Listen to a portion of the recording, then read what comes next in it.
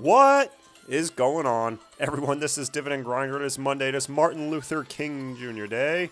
It is January 21st, 2019. I am doing the Q&A in this video. Let's get this phone over here.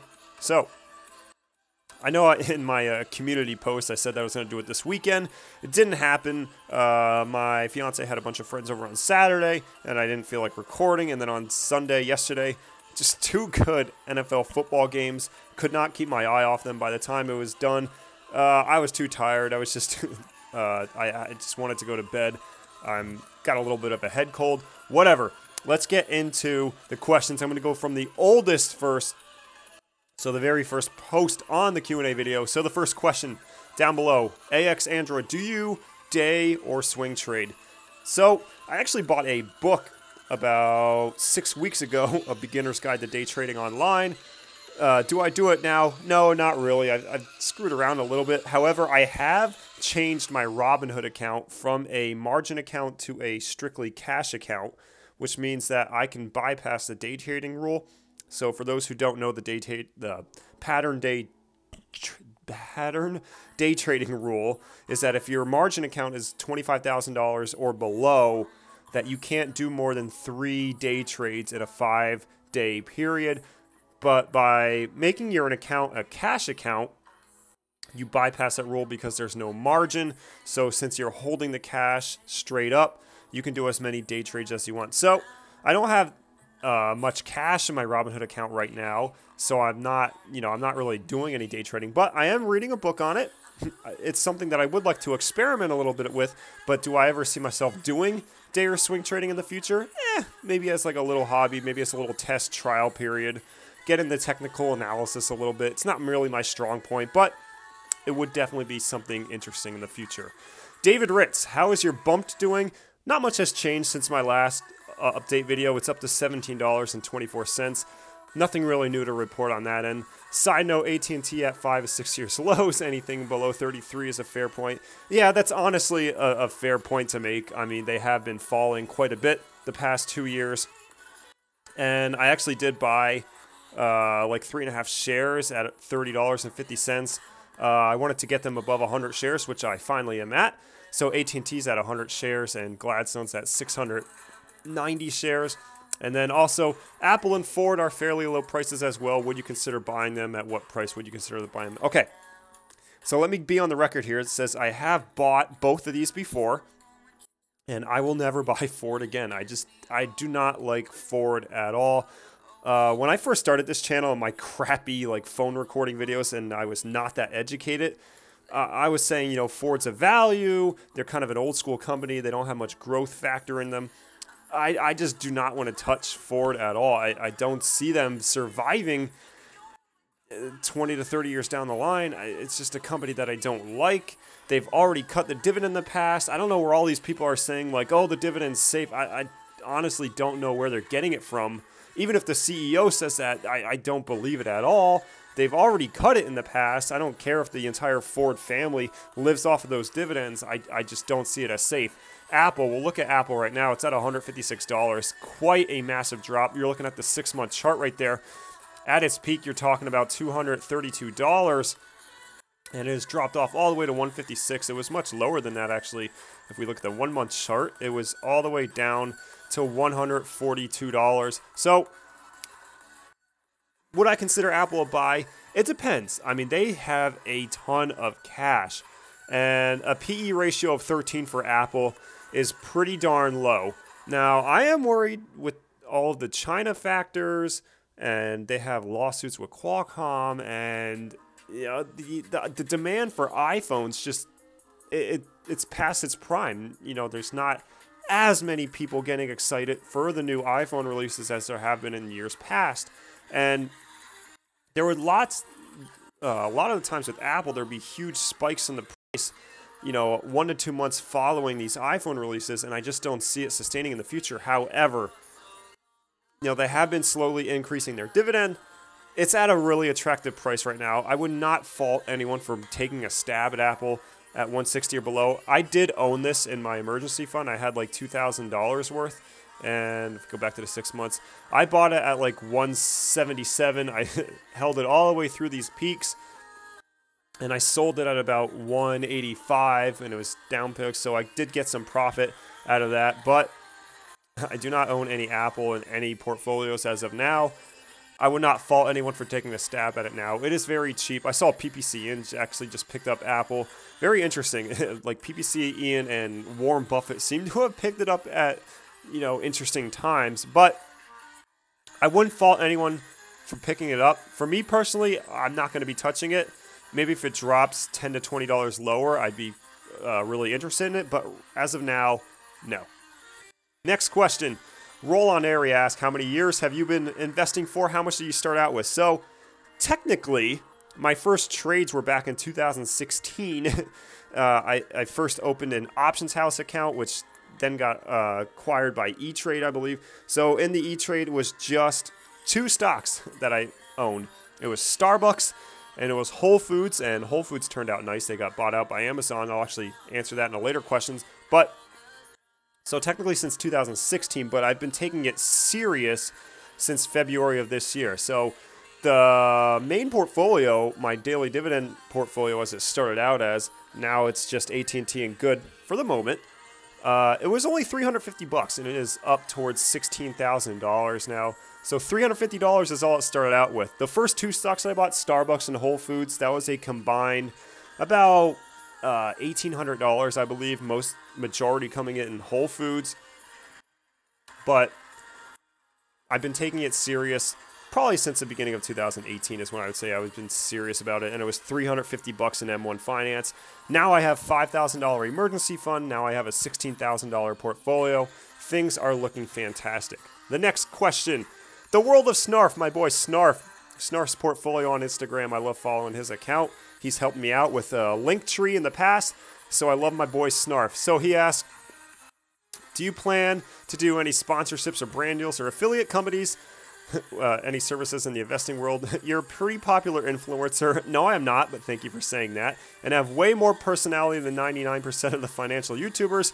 Thank you for that, Snarf. I would honestly agree with that. I'm pretty blunt, and everyone else I watch is pretty damn boring, to be honest. But it would be cool to see you take off in a way since YouTube doesn't want to monetize you. Well, I'm in a review phase of monetization again for the 5th time, so let's see if I do get approved. I doubt it. Whatever it is, the background music, whatever. I don't care anymore. But do I plan any sponsorships or brand deals or affiliates? I would absolutely love that. But is it going to happen? I highly doubt it. Despite you saying I'm a popular influencer, I would tend to disagree very much. I've not been reached out for any of those deals, and I haven't even been reached out for, I didn't even get approved for M1 Finance's affiliate link sponsorship, which would be incredible because whoever you refer using their special affiliate link, if their account gets to above $1,000, which a lot of people can do, I would get $100, and that is insane. So even though I've referred over 80 people already. I've gotten over 80 referrals. They refuse to give me an affiliate link. I guess they just want bigger channels. I don't blame them. They look at someone like me as small chips, small peanuts. Why would we give this guy $100 a pop? And then they have, I know they have Ryan Scribner, whatever his name is on YouTube. I know he is an affiliate of M1 Finance, and I hate that he did a video saying that M1 Finance is his favorite platform that's kind of like scummy salesman-ish, like, you're affiliated, why are you misleading all your hundreds of thousands of subscribers saying that it's your favorite? It's a truly biased opinion. We don't know if you're lying or not. We go to Successful Stocks, another Instagrammer that I like to follow. Successful Stocks ask, what are your New Year's resolutions? What is your dream job? I actually have 4 New Year's resolutions, and I take my New Year's resolutions very seriously. One of them, like 3 years ago, was never have a drop of soda, which I did complete. And at the time, I was having like 3 to 4 cans of Diet Coke a day. But this year, it's all pretty much wedding and Las Vegas related. So I'm getting married in May, and my bachelor party in Las Vegas is late April. So I have 4 resolutions. The first one was to eat a plant-based diet for the first 5 months, and that'll help with the second goal of lose 30 pounds before the wedding. I'm a taller guy. I'm 6'5", so I can hide any weight gain pretty easily. However, I see it on my face, and I just want to look my best for the wedding. So the plant-based diet will help out with losing 30 pounds. I'm actually already down 11 pounds since New Year's, so in 21 days I'm down 11 pounds. I'm doing great so far. The third one, I could not gamble until my bachelor party in Las Vegas. The hardest one for me to do. I am a degenerate gambler. A lot of my followers already know this, so to restrain myself until April, late April, is a big deal for me, but I'm going to do it. I'm going to save up. I'm going to go all out when I am in Las Vegas. It's going to be amazing. And my fourth one was to bypass $1,500 in side job income, so essentially Mechanical Turk income. So my record is $1,200 a year in income. I want to break $1,500. I'm off to a decent start. I already got like $180 on Turk, but I've used that towards flights for the bachelor party. So I'm going to really push myself to get past that $1,500 a year threshold. Who knows, maybe I'll get monetized on YouTube. Maybe I'll get more referral links if I want to include that as a side hustle. If I included referral links, I feel like that's cheating because it just goes right into the portfolio anyway. But those are my 4 New Year's resolutions. Plant-based diet, lose 30 pounds, don't gamble until late April, and $1,500 or more in side hustle income. What is your dream job? That is an absolutely good question. I honestly could not tell you what my dream job is. If I'm being completely honest, I'm very happy at the job I have. I work as a consolidation analyst at a chocolate company in my area, and I love my job. I have no complaints. I'm getting paid well enough for me to be happy, and it's not over the top stressful. I'm very happy. What is my dream job? I would say doing absolutely nothing, which is the whole point of having my dividend portfolio. I want to retire early. I want to sit on my butt. I want to watch The Price is Right at 11 a.m. and do absolutely nothing with my life. And that would honestly make me so happy. The jab to win, that's not a question. We move up to Gary Welsh. What other high yield stocks do you like other than good? So I actually pulled it up. One that I'm considering adding to my portfolio, this is Main Street Capital Corp, another real estate investment trust. Pays out monthly, has a very nice yield, I believe, is at a good price right now. I like their holdings. I like their capital appreciation.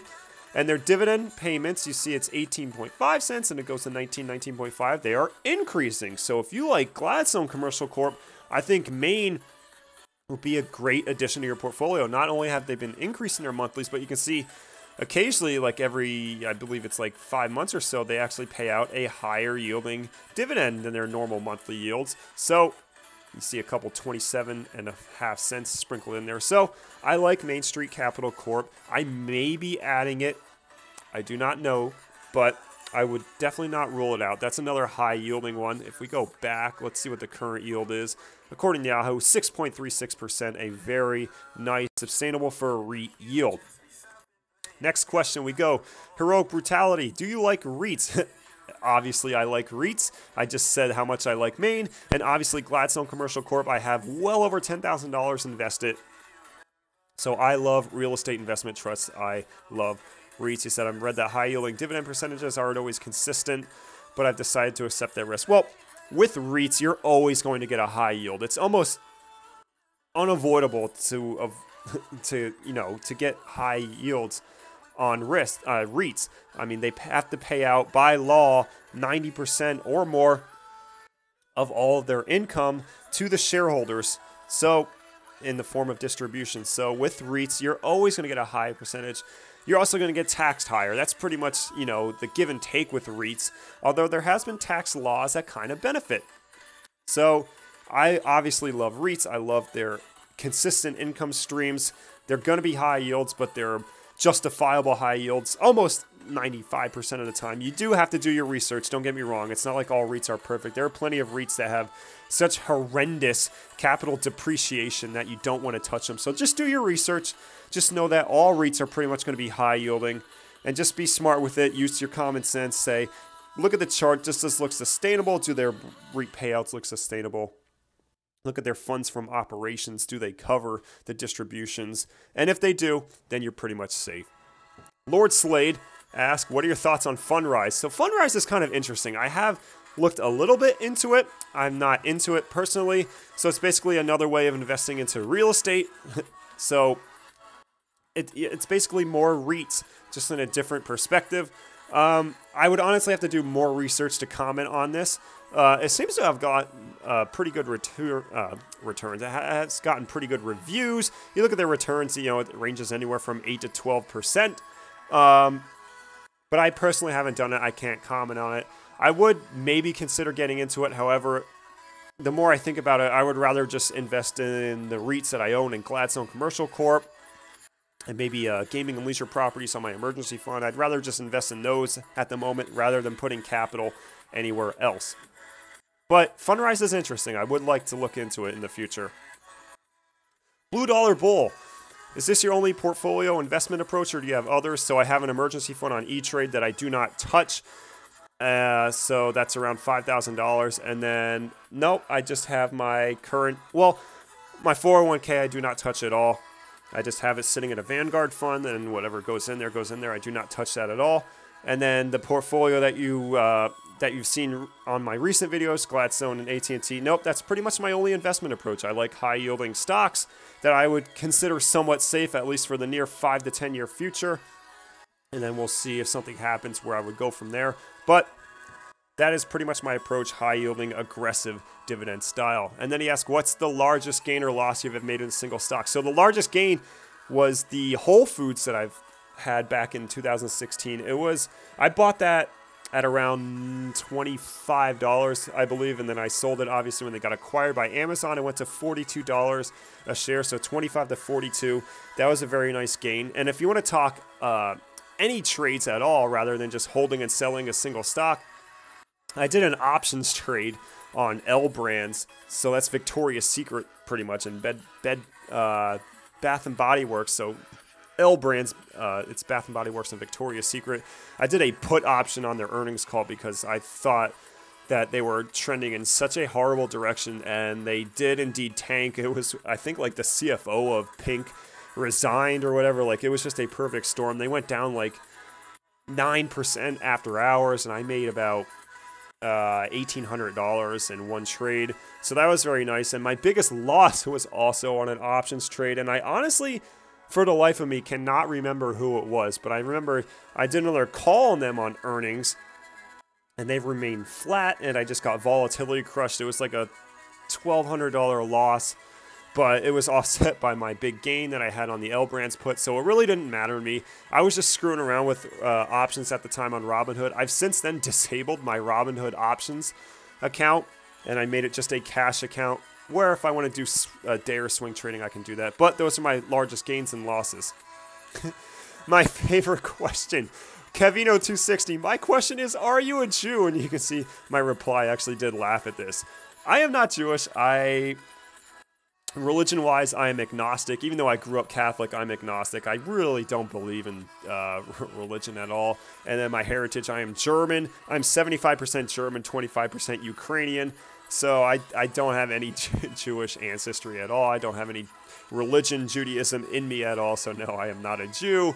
But that question made me laugh. And so did his next question. Kevino260 also asked, do you have a bad temper? It's actually funny, because I used to have a really bad temper. And in college, all the time when I was playing pickup basketball, so I'm a 6'5" white guy, and where I went to college, East Stroudsburg, it was a lot of black guys, which is no problem. They made for really great basketball games, which I appreciate it. But they said, man, this guy is always pissed. He's always saying F this, F that. And it was so true. I don't know why in college. Like, I was just this pissed off young kid. I would get so angry when the Dallas Cowboys lost. I would get so angry and pick up basketball. I don't know what it was. I was just frustrated. I have no idea what it was. I have tremendously gotten better. I consider myself a pretty optimistic person. I'm pretty happy most of the time, especially with my new job. I'm just so happy. My temper has gone way more mellow since college. I believe I'm pretty even keeled at the moment. I still have a little fiery kick in me, and that's where a lot of people like watching my channel. I do have a little bit of a personality still left in me, but I'm way more even-keeled than I was. I'll give myself credit. I have worked on that a lot. James Begley, I can understand going from daily dividends to 2. My question at this point, will you add more positions once again, maybe for sake of a little more diversification? I have 70 now, and I feel I need to cut some of the weaker ones and more comfortable holding the better ones for the longer haul. Are we going to see more updates on the daily dividends portfolio? That one's crazier, but really like to see how the experiments. Thanks again, Grindhouse. So great question. So don't think that I do not miss the daily dividend portfolio. I in a prior video, I just mentioned it in a brief little comment that probably a lot of my viewers missed, that I actually sold a little bit on the daily dividend portfolio I have to put it into the aggressive portfolio when the dip was at its worst at the end of 18, the beginning of this year. And that was actually very helpful. I bought a lot of Gladstone shares very cheap because of that.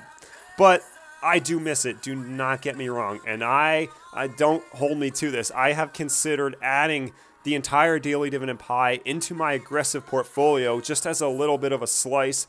Not too much exposure. Maybe one day if I get enough cash and I just like where my other holdings are at, I'll put like $500 into it and just let it roll, let it compound a little bit. But I do miss it. Do not get me wrong. But let's say I don't add the daily dividends he's adding. Would you add more positions? Of course. I only have 2 positions. And I already talked about Main Street. I'm looking at that one. So if I see any attractive opportunities, I of course will pounce on it. I don't have to set in stone to just Gladstone and AT&T.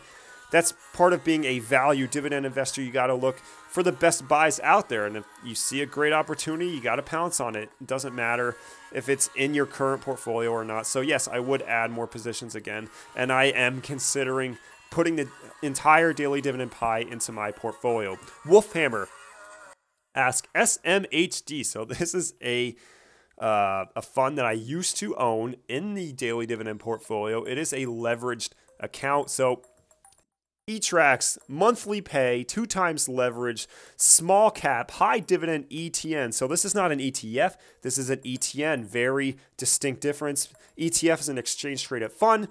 ETN is an exchange traded note that expires. I believe this one expires 2033 or something like that. It's either 2033 or 2043. I honestly forget. It pays ridiculous dividends monthly, as you can see in the MPY, means monthly payments. So just look, it is a $16 stock, and look at some of these payments. 55 cents in one sitting for a $16 stock, 59 cents. You have a 60 center there. You have a 50 center there. You have a recent one of 42 cents. So ridiculous payouts, but their capital appreciation is meh at best. You can see it's going down a lot, and I've had this in my portfolio probably like 4 times on and off, and maybe the viewers only saw it when I had it in my portfolio 1 or 2 times. It is so, the yield is like 20%. It is something ridiculous. I can't logically convince myself that holding a leveraged fund in my account is a good idea. I know the yield is great, and I know, if I held it for like 2 years, I probably would be safe. It probably would be safe, but I just don't trust it. I can't, there's something with my fundamental analysis that says, what are you doing? Why would you ever hold a 2 times leveraged ETN in your account? But I have in the past, unless you're really willing to take the risk, because, stuff like ETNs and leveraged accounts, they often like reset with the volatility. It can be very dangerous to hold for the long term. So for me, it's not worth the risk at this point. Who knows? Maybe I'll buy it again in the future, but I do not want to touch this anytime soon. Alonzo Lopez, what do you think about the M1 Expert dividend pies, and which one would you recommend from the bunch? So let's go into it here. M1 Finance.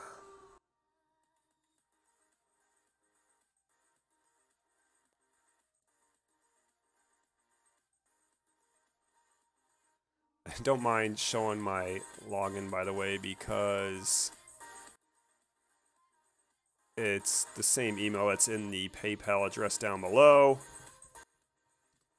So the expert pies, for the most part, I think they're pretty stable. If I remember right, they have a lot of Vanguard pies. So let's go into expert pies, and let's go into the income earners, because that is pretty much the one that I'm talking about with regards to how I would want to invest in it. So You look at their big returns, you know, pretty average for 3 years. Obviously, they have that downturn in late 2018. We go to the 5-year outlook. Very, very good. So let's look at a very common one that they give here. So the domestic dividend is one that I would probably be interested in the most. I don't like going international. Yeah, I want some yield in it.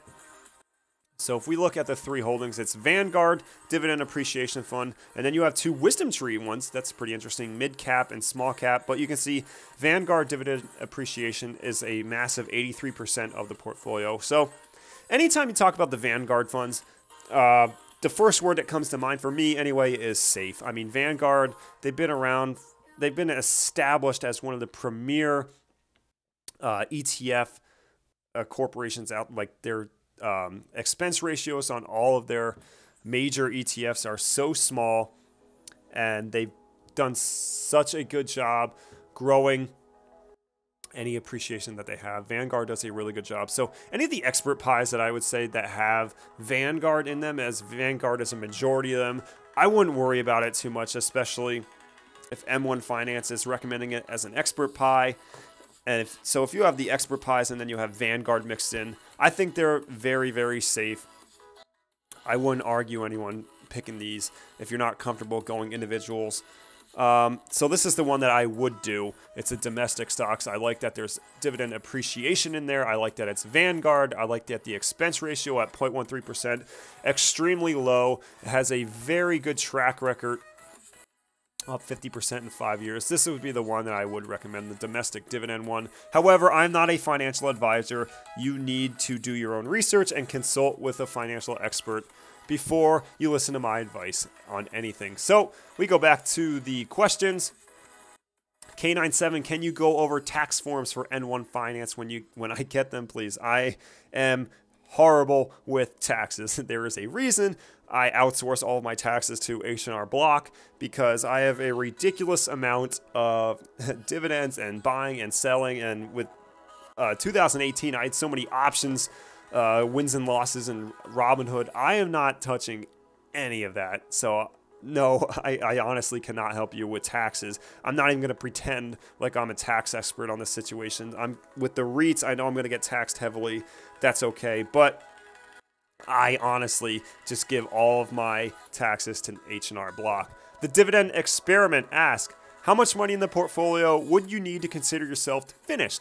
Like, do you have a target amount of capital or target income? So this is a fantastic question. So I thought about this when I was driving from the grocery store this morning, and I would argue around $900,000. So if we whip out the trusty calculator here, we put in 900,000. Let's say I do have a somewhat conservative dividend yield of 6%. So we go times 0.06. $54,000 a year I would absolutely be comfortable living on. Retired, I could live off that easily. So maybe even a little bit less. Let's see what 800K looks like. Times 0.06. Really? 48,000 still? I could probably go lower than that.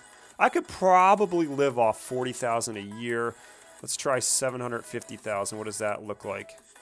45 grand a year? That's not bad. 700,000 is 42. Okay. At minimum, for me to completely stop and never reinvest the dividends again, I would need at least 700,000. I could easily, with my lifestyle, live off 42K a year. I don't like to do that much. A lot of people say, like, oh, wouldn't you be so bored if you didn't have any like hobbies or anything? Like when you get bored eventually. And for me, no. Like, I am so happy just sitting on my butt watching like sports on TV. I'm just so happy laying around just looking at my phone. Like, honestly, I could do it for the rest of my life. I would be so happy. I'm fine in the summers just going outside and shooting basketball. I'm good with that. Like I could live off such a small amount of money. And I can tell with how much money I'm getting in my current job that I have a lot of discretionary income. So it's like, you know, I can see just from my lifestyle habits that if I give up the degenerative gambling, that I'm really not going to have any issues. retiring with a small amount of income. And that being said, I still have a 401k that I'm contributing into every single paycheck, and I have an emergency fund that's going to grow over time. So I would say at least 700k, but who knows? Maybe around like 400k. I'll just take the dividend income and supplement it into my current life and just make it retiring early the old-fashioned way, where I just rack up a lot of income in my bank account. I take the supplemental income that I'm getting from dividends and just retire that way. Maybe I'll get like a smaller job, but I would need at least 700k from the portfolio alone to retire, and at least 300k before I say like, okay, I'm done, I'm happy, I don't need to grow this any bit more.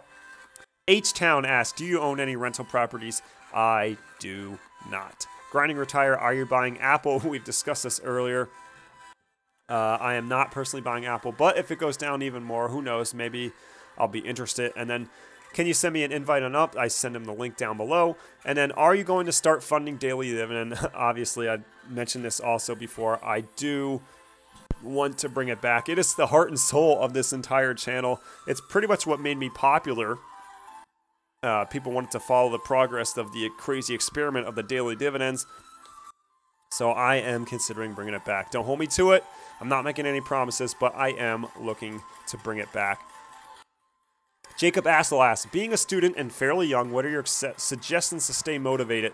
Telling yourself every day that it's your passion and dream to generate passive income monthly works, but eventually your own words do not have the same impact. Do I need to surround myself around people? I know you can't have both from personal experience. What would you suggest? I want someone who can still enjoy life. So I'm telling you right now that I am absolutely enjoying my life, that I am contributing to this portfolio while still maintaining my degenerative gambling ways. So I'm having fun with my life. Do you need to surround yourself with supportive people? Absolutely. None of my friends are into this at all. They have jobs where they can't even hold any extra income, and here I am putting $30 a day into my portfolio. You need to surround yourself, I mean, not like directly, just, follow a lot of Instagrammers that have the same approach as you do. That's what I do, and I just open my Instagram, I see all the posts of them growing their accounts. That helps keep me motivated. But I know exactly what you're saying. I'm 27, about to be 28 in March, so I am also young, and it's hard sometimes. Like, at some points I just like don't care. It's just like, I could just cash out this whole account and I would have a whopping amount in my bank account and not have to worry about anything in the near future.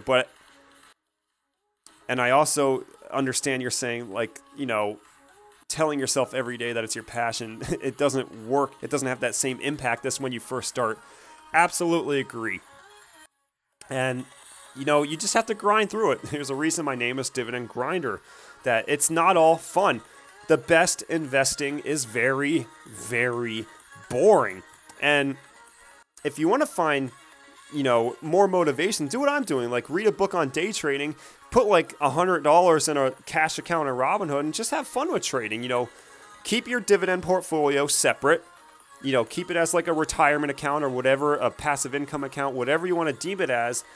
Just realize that you can't get passionate about something like a dividend account every single day. It's just not going to happen. So it's completely fine that you're not like over the top exuberant over a dividend account. It's not exciting. Good investing is not exciting at all. And you just have to keep reminding yourself that it is for the long term. It is for the long term. And yeah, it might not be motivating, but when you're, 30, 40, 50 years old, you're going to look back at your portfolio and go, wow, I'm so glad I started early. I have this nice chunk of change, and I could not thank my younger self. And if you ever do have kids or whatever, you can pass the message on to them that, look, you got to start early. You're going to be in a good position. Look where I started. Look where I am now. It's something that you just need to do no matter how motivated you are. It's the best course of action you can do for your older self. Kevino260 is back, and he asks, do you live near Atlantic City, Louisiana, or Las Vegas? And I know he's asking this because I am such a degenerate gambler. And Louisiana, for those who don't know, is a ridiculous gambling hotbed. A lot of people do not know that, but man, there is a ton of it. Louisiana has like its own mini Las Vegas strip. They have a ton of casinos, but the closest one I live to is Atlantic City. I'm probably about 3.5 hours away, but that is not my choice of place to go to. I do not like Atlantic City. Once you get by that boardwalk, man, that is a slum city. Casino-wise, I'm near the Sands Casino in Bethlehem, and I'm also near Penn National Racecourse, the Hollywood Casino Racecourse out in Hershey. I'm kind of in the middle of those two, so that's where I live. And then Investor's Journal, he asked a question related to portfolio. If you had to add one position, what would it be? And I've discussed this. It is definitely Maine. I am looking at this as my next addition if I were to make one. But who knows? Maybe there would be better value. I'll keep watching other people's videos, look at their holdings. Maybe I'll see better value in one of them. But Maine is definitely the one that I'm considering the most. And the last question, John Gilkison, he just asked this today.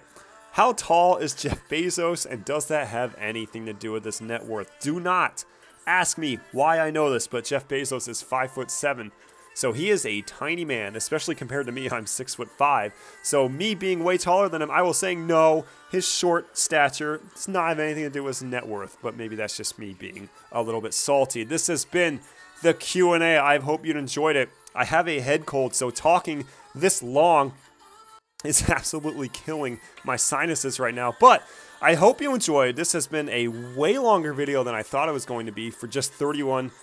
That's truly only 30 questions, but I wanted to answer them as thoroughly as I possibly could. I didn't want to just make this quick, crappy little video because I love interacting with all you guys. You know that I love interacting with all you guys. So this has been the official Dividend Grinder Q&A. Maybe I'll do one once a year.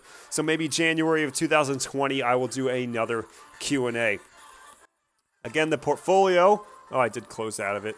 Portfolio is nothing new. Let's just take a quick look at the portfolio just so you can get it. See if it kept me signed in or not. It did not. Of course it didn't.